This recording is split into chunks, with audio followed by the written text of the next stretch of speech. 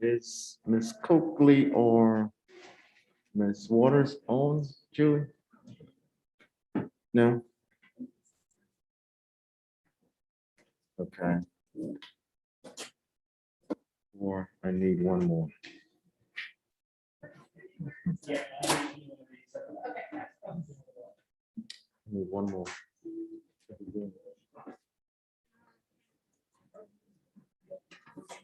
Okay, Ms. Coakley's on line.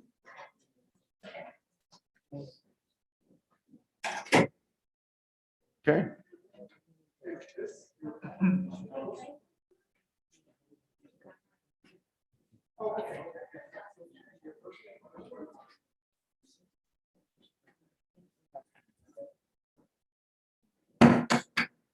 Okay, we will now call our June 28th, 2021 Board of Trustees meeting to order. Entertaining a motion for adoption of the agenda and approval of consent agenda items. So moved. Properly moved by Ms. Coates, second by Ms. Darby. Are there any questions? Reverend Mack, did you want to add an item to the agenda? Yes. Item number, let's see, 12F. Like to add the board members' request to participate in a conference. Item 12F, I'd like to add to the agenda. Yes.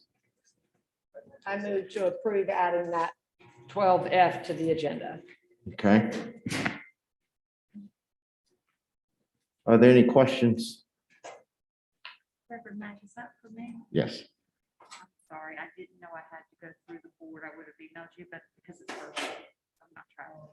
Yeah, that's fine. No problem. All right. Yes, someone second that motion that Kate added. Was that you, Joyce? Thank you, Ms. Green. All right, we ask that you please cast your vote.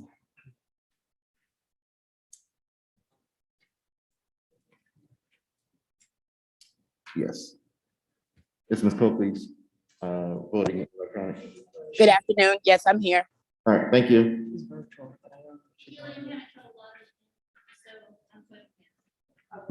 Dr. French voted yes to that until she can get logged in. All right, we're going to move right along to item 1C, approval of the minutes. Move to approve. Moved by Ms. Coates, second by Ms. Darby. Are there any questions? Hearing none, we ask that you please cast your vote.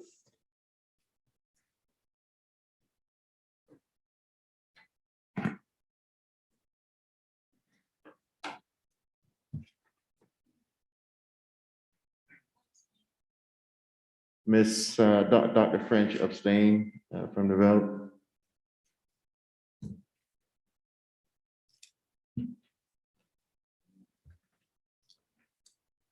Ms. Green, I think we're waiting on you.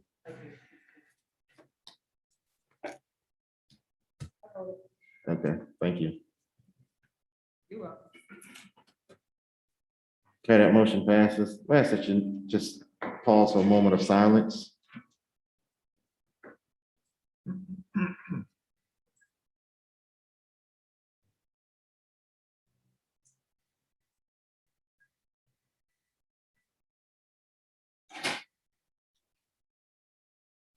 Let us please stand for the Pledge of Allegiance. I pledge allegiance to the flag of the United States of America and to the republic for which it stands, one nation, under God, indivisible, with liberty and justice for all.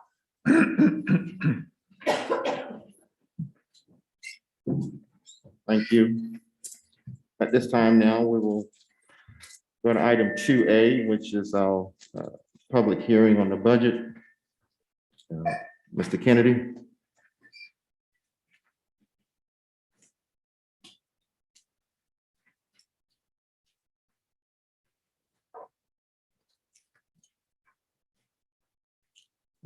Thank you, Reverend Max. If I could get Stephen to display the PowerPoint.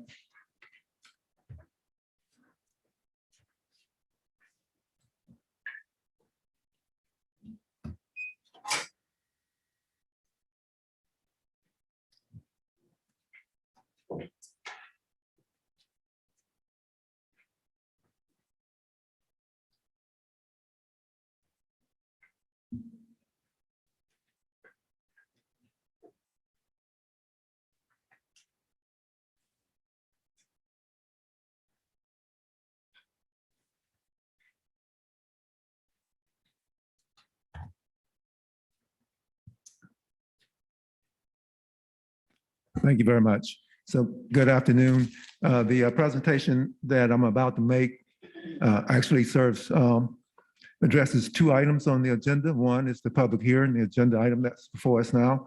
And then later in the on the Audit and Finance Committee, the same presentation applies to the second reading of the fiscal year 22 budget. And as I get into the PowerPoint here, I'd like to say that I'd like to recognize my staff who's really responsible for this work. So I'm the face of the work that come before you all, but the really detailed, in-depth work is done by some dedicated folks in finance. And the leaders of those folks are in the room here, at least two of them are. Jackie Carlin, Miss Jackie Carlin, who's the Executive Director of Finance, and then the Assistant Executive Director of Finance, Ms. Lisa Sizzler. And along with these two is Ms. Ann Hill, who is on Zoom, and is the Budget Director. So without those three folks leading this work, we would not be at this point. So I wanted to make that recognition. And then in the presentation itself, it is a summary presentation summarizing the revenue and expenditure numbers for this year, comparing at a summary level the revenue and expenditure numbers from last year, fiscal year 21. So it's fiscal year 21 to 22. There's also a comparison of the proposed budget that's before you tonight, comparing again at a summary level what was presented to the Audit and Finance Committee on June 4th. And so to kick it off here, let's go through these first three slides or so I've presented in most of the budget presentations this year, highlighting here the board priorities that were adopted back in earlier part of the calendar year. The CCSD promise that is being worked on by board members, academic improvements, what the Chief Academic Officer refers to as Tier 1 instructions, addressing the needs of our students who have had learning losses due to the pandemic. There's investments in talent to make sure that we have the right talent in the district, and the Phase 5 capital program. So the capital budget is in here also for fiscal year 22. And then how then do we communicate this and other aspects of our work with the community? Next slide, please. The financial strategy that we used this year to get to the budget, balanced budget that is. The first two items here, actually the first three items here is what we work on each year, maximizing revenues, working with the county auditor, understanding what the state budget would be, prioritizing expenditure needs, making sure that we are addressing the needs of the district to make sure that we cover all the things that need to be covered from an academic standpoint, from an operational standpoint, and support structure. Of course, we are required to have a balanced budget, and so what's presented to you is a balanced budget.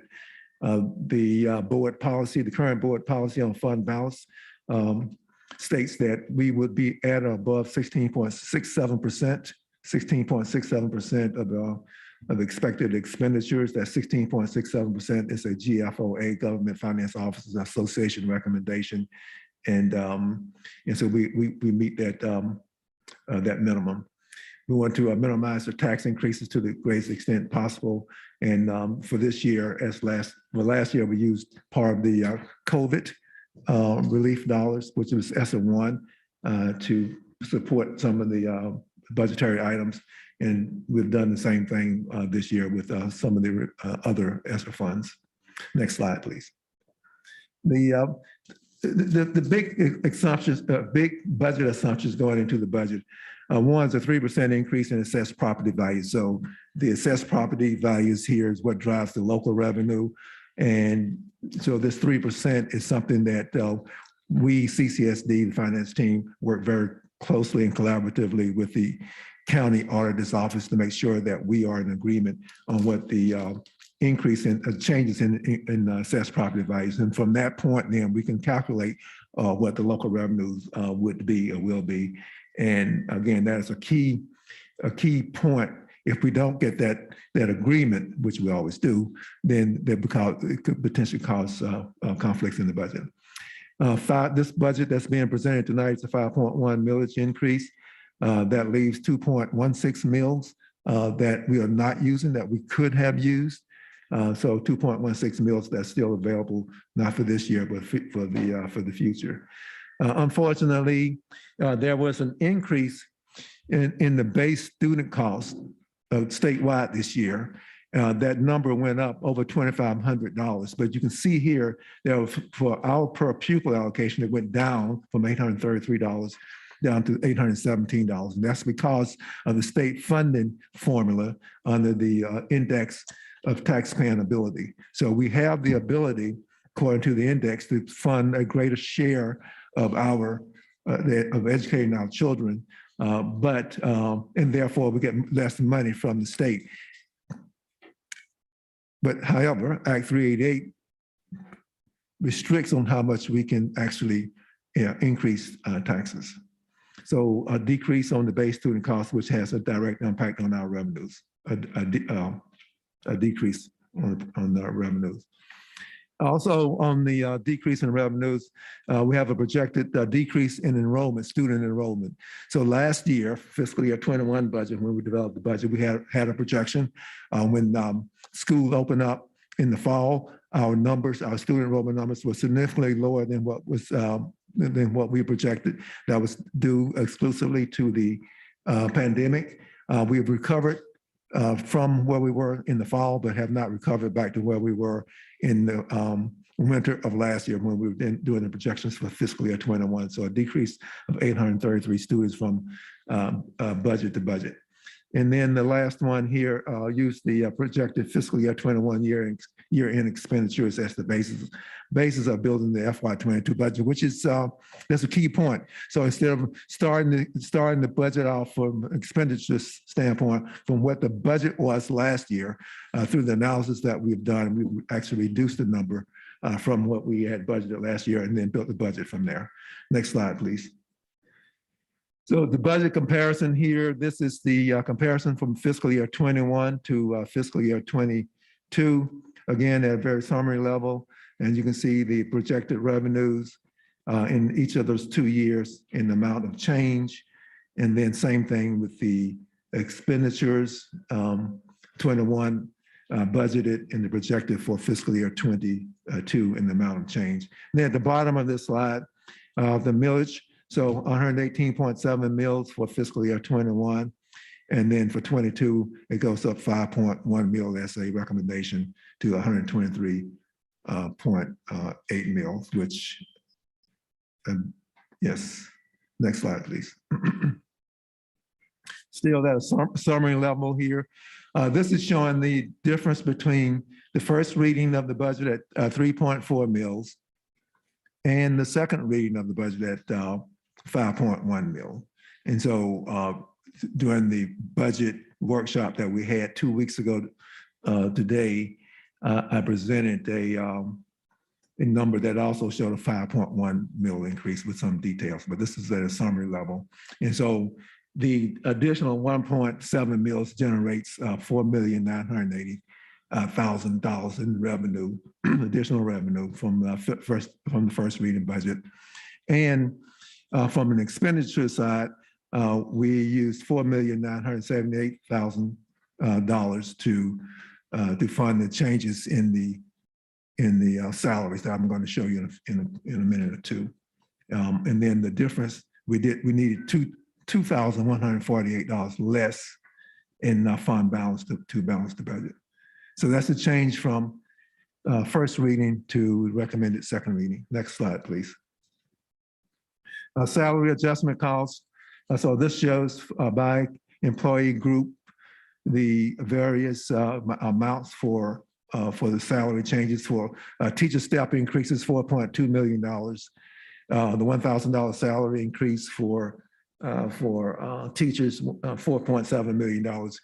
And I would say also, I point out here, we have estimated that of that $4.7 million, the state will fund CCSD 50% of that. Now, if that changes, during the year, we'll update it, but that's what we estimated back in the late winter, and the budget numbers that have come out from the state support that.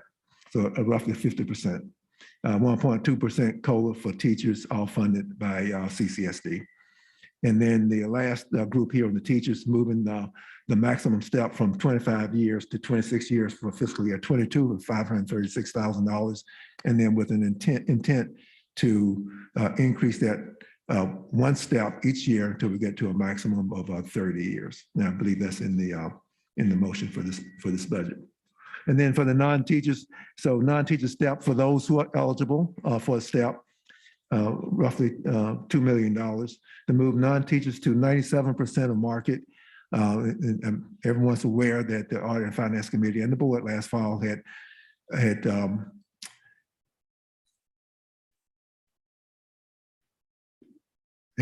recommended and approved to go to 98% of market. And so this is 97% of market. And again, the motion indicates that we'll add a minimum of 1% each year for the next X number of years, 3 years to get to 100%. So 97% is fiscal year 22, add 1% each succeeding year till we get to 100%. So that is $9.4 million. And then last year, fiscal year 21, we moved the cap on hiring classified staff from years of experience. The cap used to be 12 years. And so it means a person coming into the district, so they say come in from Berkeley County School District with 20 years of experience, they would only get credit for 12 years. So that means that they left 8 years without experience in terms of pay. So that increased by 3 years last year to 15. And then for this budget, it goes up to 18 years.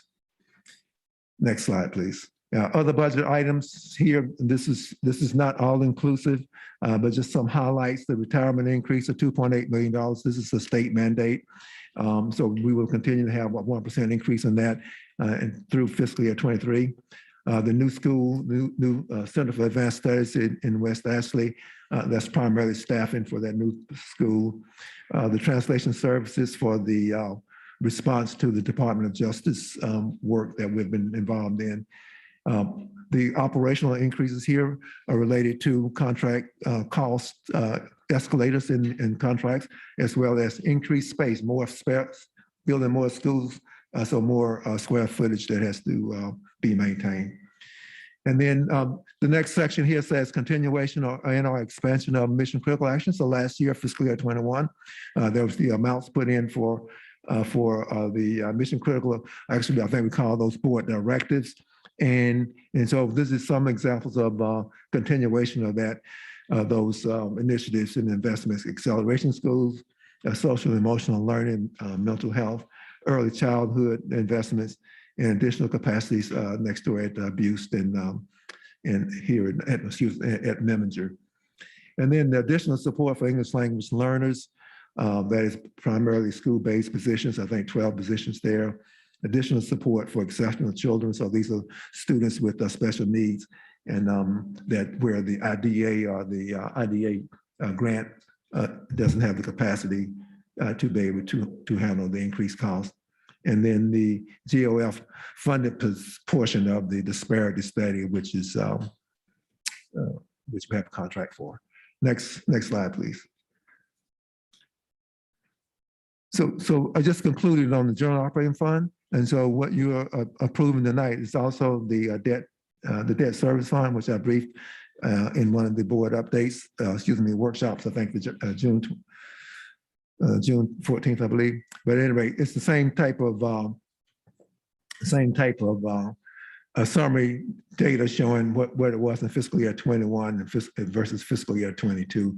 And so you can see the numbers there. What was presented in I think the first reading of the budget for fiscal year 22, revenue numbers were less than this, but that is because of a timing issue. We had at that point, we had not gotten confirmation from the county treasurer's office, what the actual amounts of payments would be through the fiscal year, this current fiscal year. And so that has a direct impact on what the accounting people call a sinking funds, or what's the balance at the end of this fiscal year revenue that we carry over to the fiscal year next year. And so that number went from, I think, $5 million up to, I think it's around $12 million or so. And if I'm wrong about that change, yeah, my staff can tell me. No change in the millage. So millage is 28. We project that millage will remain at 28 until the retirement of all the outstanding debt, which is 2032. So for the next decade or so, the millage should stay at 28 unless there's any significant increase in usage of 8% debt beyond what was analyzed a couple of months ago. And then the last slide in the presentation shows the history of the fund balance going back to fiscal year 14. So you can see at 14, we were not too far from the minimum of 16.67%. And then we had the fiscal crisis that we had, so we had to really tap into that fund significantly. But as you can see, I started with my predecessor back in 17, fiscal year 17, began to build that back up. And so we're at a point now where although we've been using fund balance each year for the last few years, not at the rate that would keep us, that would drive us below the recommended amounts. So with that, that's the presentation for both the public hearing, which is which is before you all now, and then it serves also for my presentation in the basis of any questions you might have later in the agenda when we get to the Audit and Finance Committee on the budget.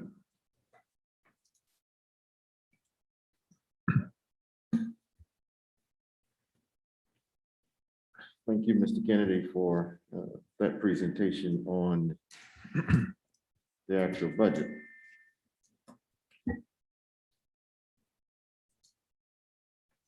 There are any questions? So are our questions to come later at the agenda or during this public hearing? I think from a process standpoint, so this is the public hearing for the public to talk to you all about the budget, if there are any questions or comments. And then questions of you all to me would come at the item 10, what if 10 is in the Audit and Finance Committee where it says second reading of the 22 budget. Correct. Correct. So is there any questions from the public? There's one person here from the public that Okay. has the public spending is the reason they're here. You want to do that now? Okay, it looks like we have one person signed up to make a comment on the budget, and that is Tara Wood. If you're here and want to talk about the budget, you can go right over there to that podium, and then the other two comments will come later on in the public comment section.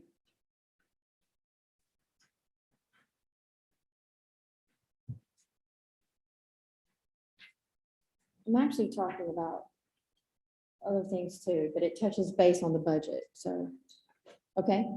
Okay. I mean, am I grouped in with the other parents or is this something separate just for this budget? So if right now we're in the portion of the agenda where there are questions coming from the community in reference to the budget. So if it's a budget question that you have, this is the time for you to address that. If there's other areas of concerns that you want to address, then we can wait until the public comment section is. I would prefer to do that. Okay. If that's okay. Sure. Yeah, thank you. All right. That's great. All right, thank you, Mr. Kennedy, for your presentation. Let's see, lost my point here. Okay. All right, we will now at this point convene to go into executive session. Entertain a motion. So moved. Second. Okay, that was moved by Ms. Darby and second by Dr. French. All in favor, saying aye. Aye. Any opposers? Okay, if you're not a part of the executive session item for a presentation, we just ask that you please excuse yourself at this time and we will let you know when to come back in for the open session. Thank you.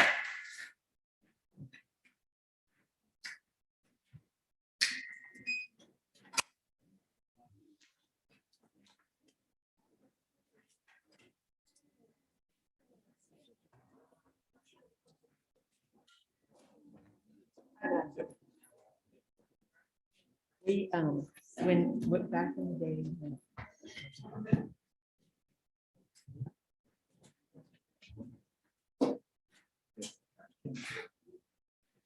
Back in the day, when the kids were in school, my Bobby would come around, they'd do little budget rooms throughout. I'd always have questions, but not more.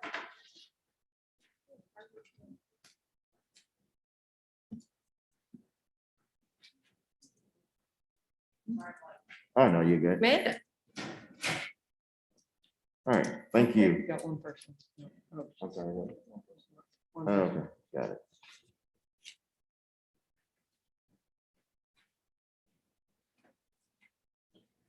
Okay. All right, item,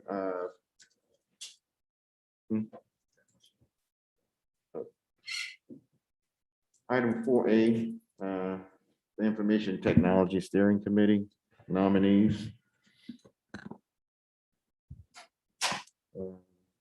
Jeff. Jeff, are you presenting, or, I mean, is there some, you want to add to that? I've got Tom Naraki in the line as well, but there's nothing we need to add to what Audit Finance has done. They've recommended 4 of the nominees to be added to the IT Steering Committee. Okay, all right. Did anyone have any questions in reference to those names that was nominated? I didn't see the nominations. I just saw the 7 applicants. I guess I'm confused. It's in the action item. There's 4 that they recommend. Yes, Oh, and the background.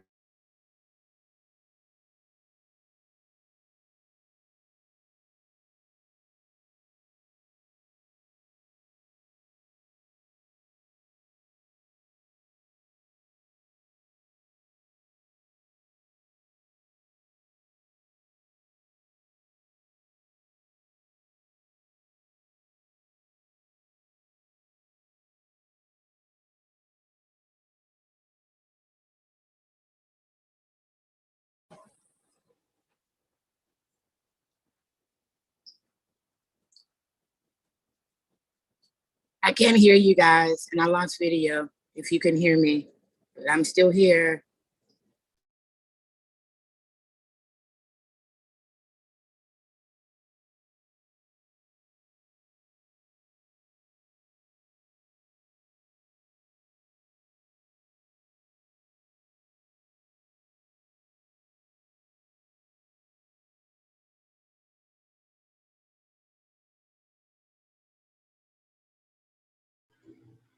Stephen, you there?